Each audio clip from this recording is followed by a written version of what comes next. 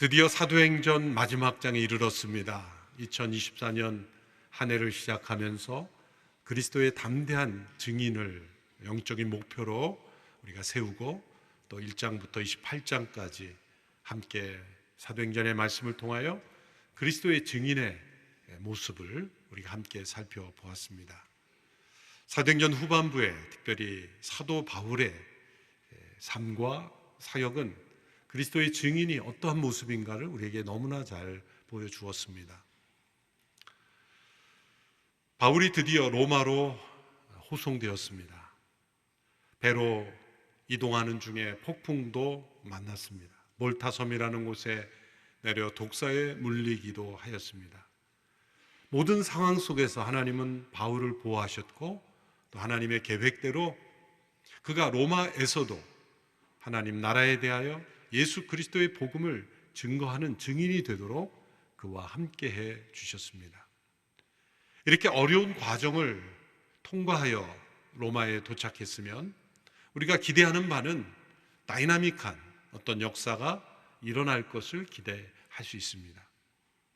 그러나 로마에서의 바울의 모습은 매우 조용하고 소박하고 또 우리가 생각하는 어떤 기적적인 역사보다 아주 평범해 보이는 말씀을 나누는 그런 사역으로 마무리되고 있습니다. 바울을 통해 일어났던 어떤 기적들, 빌립보 감옥에서의 어떤 놀라운 표적, 또 수많은 사람들이 주께로 돌아오는 그러한 어떤 부흥의 현장보다는 오늘 우리가 경험하듯이 1대1로 말씀을 나누고 또 순으로 함께 말씀 안에서 교제하듯 그렇게 자신을 찾아오는 사람 한 사람들에게 하나님의 나라에 대하여 증언하고 예수 그리스도의 복음을 전하는 것, 성경을 함께 공부하는 우리들의 모습처럼 그렇게 조용한 말씀의 사역으로 마무리되고 있습니다. 이것은 하나님의 나라가 온 세상을 향해 퍼져나갈 때 이런 조용한 말씀의 사역을 통해 퍼져나와 흘러왔다는 것을 우리에게 보여주는 것입니다. 사도행전의 마지막 부분이 우리가 생각하는 것처럼 어떤 다이나믹한 모습이 아닌 그 이유가 또 한 가지 있습니다. 사도행전에 서론은 나타나 있지만 결론이 나타나 있지 않죠. 누가는 데오빌로라는 한 사람을 향하여 사도행전을 기록했습니다. 한 영혼을 향한 열정으로 사도행전은 시작됩니다. 그리고 바울의 한 영혼을 향한 열정으로 끝맺어지고 있습니다. 그런데 서론은 명확하게 자신이 이 글을 쓰는 이유, 대상, 목적을 기록하지만 결론적인 끝마무리는 하고 있지 않습니다. 그래서 바울이 한 사람 만나는 사람마다 하나님 나라와 예수 그리스도에 관한 것을 가르치는 것으로 끝납니다. 또 신약의 다른 서신서들, 특별히 바울의 서신서들을 보면 명확하게 서론과 결론이 나타납니다. 당시 헬라 시대의 여러 편지를 쓰는 양식에 충실합니다. 누가도 그 문화의 영향을 많이 받은 의사였습니다. 그렇게 결론을 어떻게 내릴지 몰라서 이렇게 끝맺음 없이 책을 끝낸 것은 아니죠. 깊은 의도가 있는 것이고 성령의 감동이 있는 것입니다. 바울이 이렇게 하나님의 나라에 대하여 예수 그리스도의 복음을 가르치는 것으로 끝맺는 것, 이것은 사도행전의 역사는 끝나지 않았다라는 메시지를 우리에게 전해주고자 하는 것입니다. 그리고 우리를 초대하는 것입니다. 사도행전의 역사가 사도 바울을 통한 역사만으로 끝난 것이 아니라 오늘 우리를 통해서 계속 이 사도행전의 역사는 이어지고 있는 것이다 라는 것을 우리에게 말씀해 주고 있는 것입니다. 이런 말씀에 근거하여 온누리교회가 액트 29, 사도행전 29장이라는 비전으로 사도행전적 교회를 꿈꾸며 달려왔습니다. 저희가 사도행전 29장 비전 이런 얘기하니까 어떤 분들은 온누리교회 이단 아니냐, 사도행전 29장이라고 주장한다. 사도행전 29장이라고 주장하는 게 아니라 사도행전 28장의 마무리가 주는 이 메시지에서 오늘 이 시대의 교회를 향하여 하나님께 사도행전으로 초청하고 계시다는 메시지를 설명하는 이름인 것이죠. 오픈 엔딩인 것입니다. 열려있는, 미래를 향하여 열려있는 책으로 그 매물이 주고 있는 것입니다.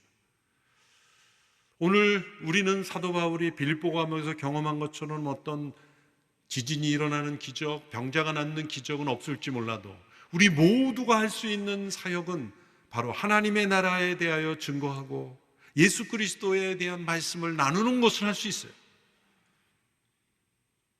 1:1 양육을 통해, 순을 통해 누군가에게 내가 아는 사람들 함께 만날 때 하나님의 나라에 대하여 예수 그리스도의 복음을 증거하는 일은 누구나 할 수 있는 것입니다. 이것은 은사를 받은 사람만 할 수 있는 게 아니라 누구나, 모든 성도들은 어느 시대 어떤 상황에 있든지 그리스도의 증인이 되기로 순종하는 모든 이들이 다 실천할 수 있는 이 모습, 이것이 바로 사도행전의 모습이라는 거죠. 그래서 저와 여러분을 그리스도의 증인으로 초대하고 있는 것입니다. 이 사도행전 전체 마지막을 통하여 그리스도의 담대한 증인이 되기 위해 하나님의 나라에 대하여 우리가 깊이 깨달아야 될 것을 정리해 주고 있습니다. 첫째로 하나님의 나라는 어떠한 방해에도 결코 멈춰지지 않는다는 거죠. 30절 말씀에 바울이 어떠한 방해를 받지 않고 하나님의 나라에 증언했다고 했는데 이 말씀이 오늘 우리에게는 어떻게 적용되겠습니까? 바울은 지금 갇혀 있습니다. 사실 바울이 이 28장에 갇혀 있는 것은 감옥에서에 갇혀 있는 것은 아니죠. 셋집에 갇혀 있다 그랬습니다. 이것은 자택연금 수준이라는 거죠. 로마 제국으로부터 바울을 지키는 한 사람과 함께, 군사와 함께 자기가 살 수 있는 그 셋집을 얻어서 자기가 만나고 싶은 사람은 만날 수 있는, 밖에 나갈 수는 없지만 찾아오는 이들은 만날 수 있는, 그래서 바울이 누구를 만나고 싶다 하면은 그 주변 돕는 이들이 초청해서 데리고 오고 계속해서 그런 만남을 가졌던 거죠. 그러나 여전히 갇혀 있는 것은 맞습니다. 이 기간을 보낸 후에 그는 풀려났고, 그리고 그가 가고자 했던 서버나 오늘의 스페인도 방문했고, 그러나 주 67년경 로마 제국의 본격적인 핍박이 시작되면서 그는 체포되었고 투옥되었고, 그때 갇히는 것은 정말 힘든 지하 감옥에서 누구도 만날 수 없는, 그때 누가만 함께 동행할 수 있었고 그 밖에 어떤 사람도 만날 수 없는 채 그가 순교당한 것으로 그렇게 역사적으로 알려져 있습니다. 그가 이렇게 수동적으로 제한되어 있지만 그를 통해 주시는 말씀은 하나님의 나라는 어떠한 방해도 받지 않는다.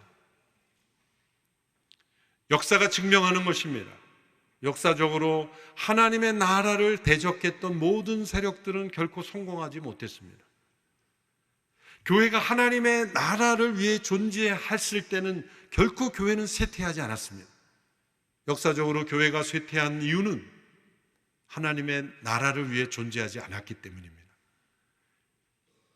교회 자신을 위해서 존재할 때 교회는 능력을 잃어버리고 세상의 위협과 유혹에 굴복할 뿐만 아니라 쓰러지는 것입니다. 세상의 문화에 휩쓸리는 것입니다. 교회가 하나님 나라의 공동체로 예수 그리스도의 복음을 증거하는 일에 헌신한 공동체로 존재했을 때는 교회는 결코 무너지지 않습니다. 쇠퇴하지도 않습니다. 지난 4차 로잔대에도 많은 지도자들의 발표가 있었지만 가장 강력한 발표는 핍박받는 나라에서 온 지도자들이었죠. 이란, 파키스탄, 중국, 여러 핍박 속에 있는 나라들의 지도자들의 공통적인 고백은 하나님의 나라는 결코 누구도 방해할 수 없다는 거죠. 교회가 하나님의 나라를 위해 존재하고 하나님의 나라에 대해 증언하고 있을 때는 어떠한 핍박도 이겨낼 수 있었다. 오히려 핍박을 통해서 교회는 더 성장하고 있다는 겁니다. 하나님의 나라는 하나님께서 완전히 통치하시는 세상을 의미하죠. 이 세상은 사단에 의하여 반역의 세상이고 또 하나님께 불순종하는 인간들이 반역자의 편에 서 있는 세상이지만 하나님께서는 예수 그리스도의 십자가와 부활을 통해 이 세상을 다시 회복시키고 계십니다. 예수 그리스도의 복음은 반역을 멈추고 손을 들고 돌이켜 항복하라라는 메시지인 겁니다.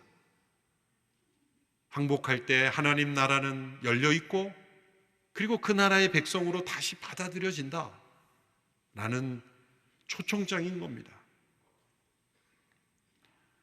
그래서 사도행전 전체의 말씀을 통해 보면 하나님의 말씀이 계속 퍼져나갔다라는 말씀이 반복이 되는데 이것은 하나님 나라의 승리의 선언이 많은 사람들을 돌아오게 하고 있다라는 의미입니다. 몇 구절을 살펴보면 6장 7절의 말씀을 보면 이렇게 해서 하나님의 말씀은 계속 널리 퍼져나갔으며 이로써 예루살렘에 있는 제자들의 수도 많이 늘었다고 했습니다.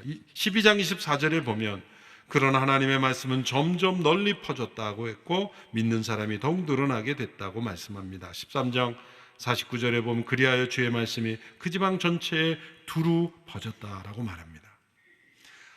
사람들이 하나님의 말씀을 전파했다, 널리 전파했다 이렇게 말씀하지 아니하고 주어가 하나님의 말씀입니다.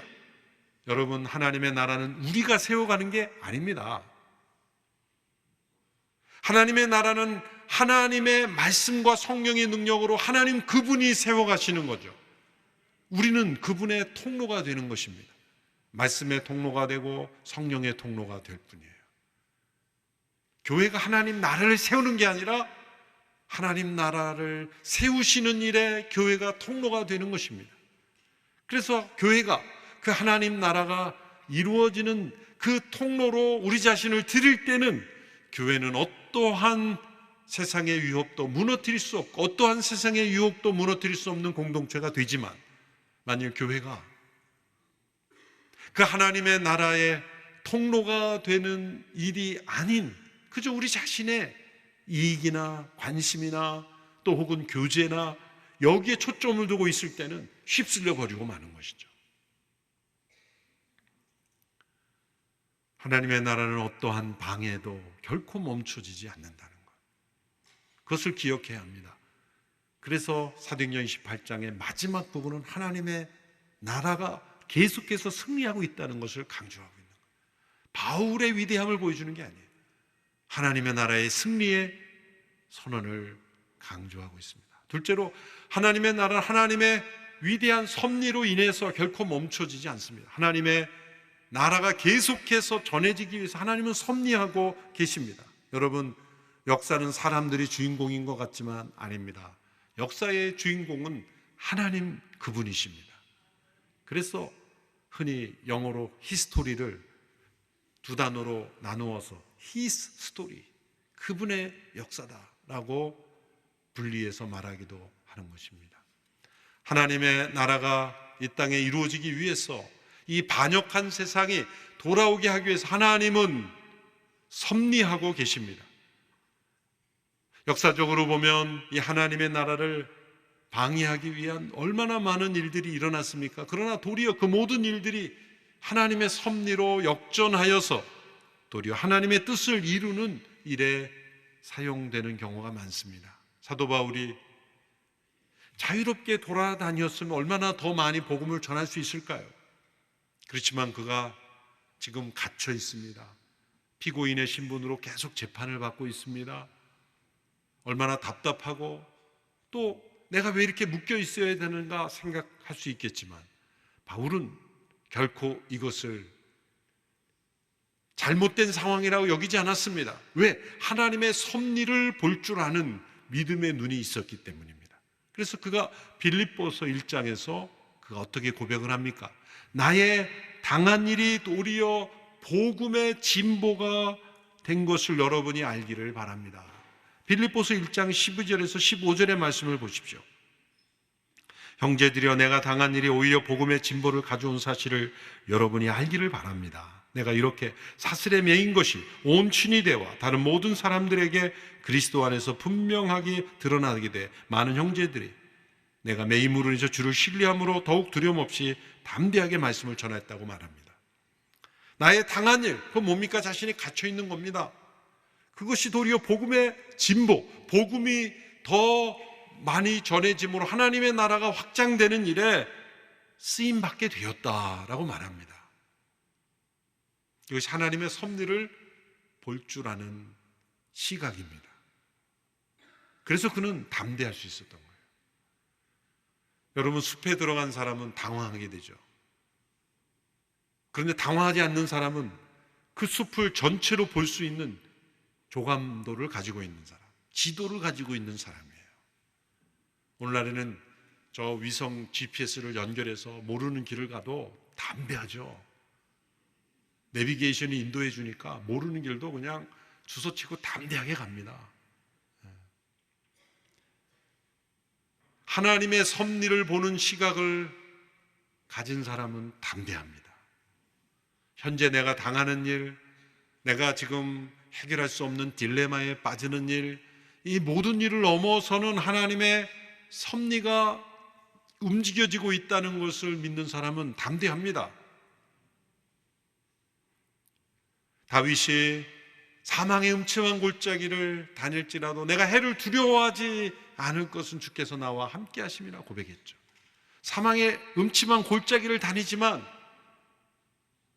그는 이 전체의 지도를 볼 수 있는 하나님의 놀라운 섭리와 함께 하심을 볼 수 있는 믿음의 눈이 있었기에 그는 두려워하지 않았다는 거죠.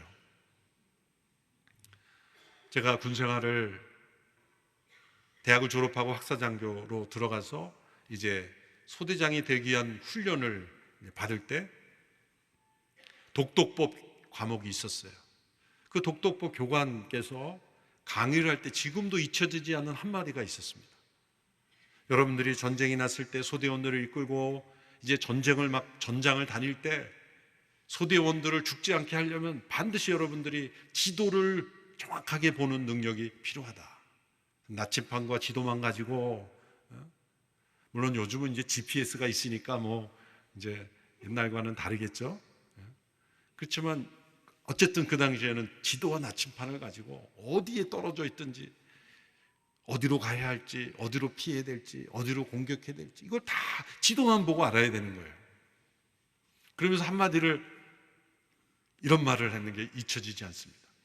어느 정도가 돼야 되냐면 여러분들이 지도를 가만히 들여다보면 그 지도에서 새소리가 들려오고 물소리가 들려오고 그 골짜기에 바람이 느껴지고, 은혜 많이 받았어요 그때.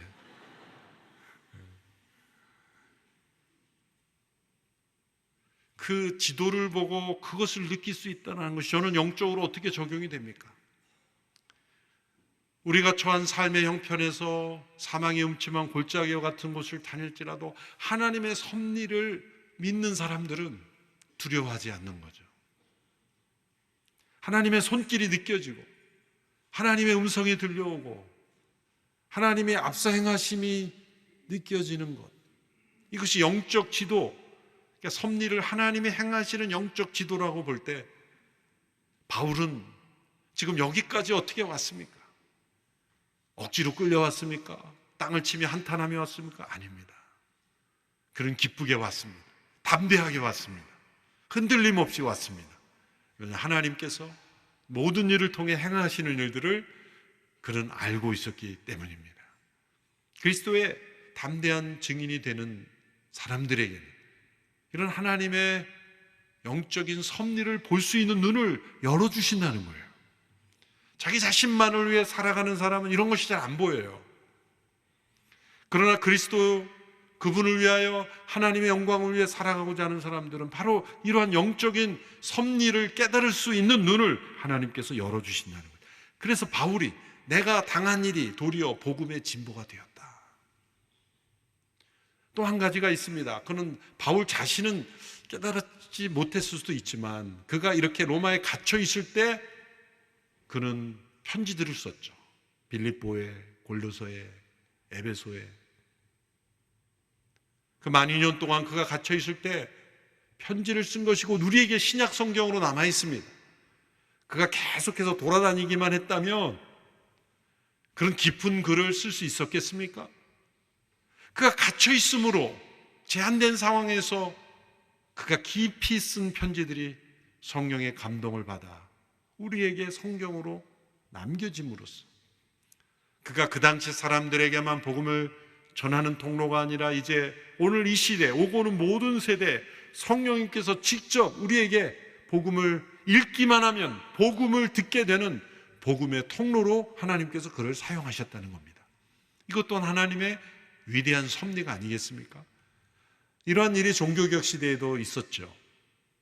마틴 루터가 1517년 로마 교황청의 면죄부 정책에 반대하는 그런 반박문을 붙이고 회개를 요청했을 때 그런 로마 교황청에 엄청난 위협을 받았죠.